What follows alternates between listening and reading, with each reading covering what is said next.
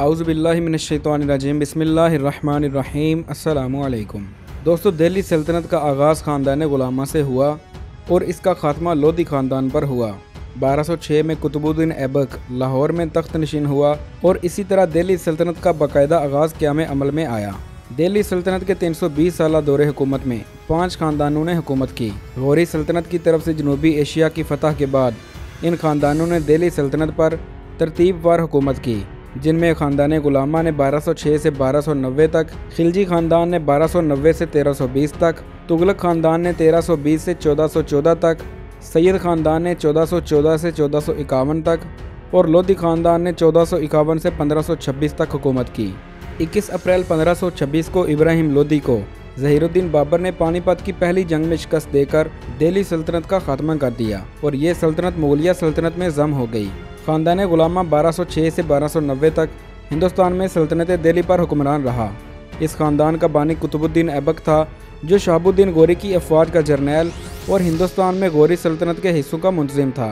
12वीं सदी में शहाबुद्दीन गौरी ने गजनी, मुल्तान, सिंध, लाहौर और दिल्ली को फतह किया और 1206 में इसकी शहादत के बाद इसका एक गुलाम जर्नेल कुतुबुद्दीन ऐबक दिल्ली में तख्त नशीन हुआ और इसी तरह दिल्ली सल्तनत की हुकूमत का आगाज़ हुआ।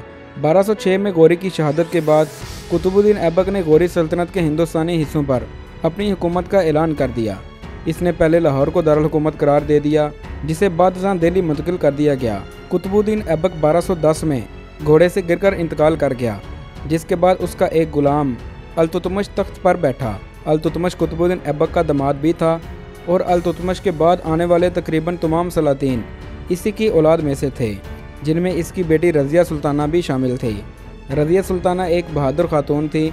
कहा जाता है कि सुल्तान के 20 बेटों में से सबसे काबिल रज़िया ही थी, जो निज़ाम हुकूमत चला सकती थी। सुल्तान नासिरुद्दीन शाह की अफवाज के सिपा सालार गियासुद्दीन बलबन ने हिंदुस्तान को मंगोलों के हमले से बचाने के लिए तारीखी कारनामे अंजाम दिए और बाद अज़ां तख्त हासिल किया। ख़ानदान गुलामा की हुकूमत का खात्मा खिलजी ख़ानदान के जलालुद्दीन फ़ैरोज़ खिलजी ने किया, जिसने मोहम्मद गौरी के दौर में बिहार और बंगाल में इस्तेकाम हासिल किया था।